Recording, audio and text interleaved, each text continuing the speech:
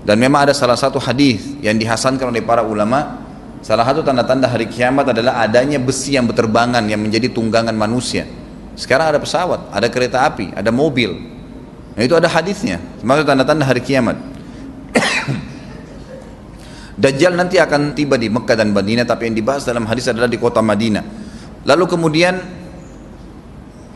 dia mau masuk tapi tidak bisa dihalang, maka dia naik ke atas sebuah gunung yang tinggi bersama pengikutnya. Lalu dia berkata kepada para pengikutnya, apakah kalian lihat istana yang putih itu?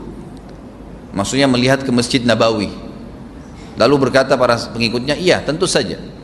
Lalu berkatalah, ya, Dajjal itu adalah istananya Muhammad, tidak bisa dia masuk ke dalam, dia hanya batas wilayah haram di luar kota Madinah.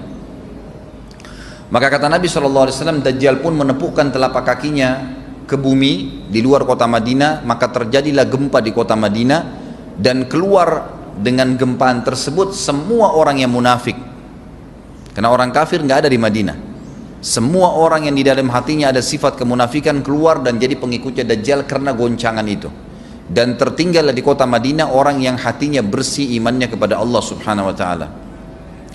Lalu kata Nabi SAW, akan keluar dari kota Madinah nanti saat satu orang anak muda dengan hikmah Allah, dia keluar dan orang ini bersih hatinya dengan keimanan, maka Dajjal pun menangkapnya.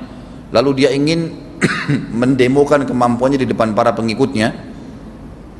Lalu kemudian Dajjal pun mengatakan kepada anak muda tersebut, saya Tuhanmu. Anak muda itu mengatakan, kau adalah Dajjal yang telah disampaikan oleh Nabi kami Muhammad SAW.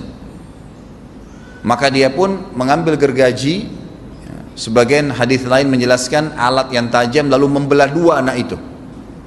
Dari kepalanya dibelah sampai ke kemaluannya, terbelah dua kiri kanan. Lalu Dajjal lewat di tengah-tengahnya, demo sambil ya dilihat oleh para pengikutnya, dan mereka bersorak-sorak.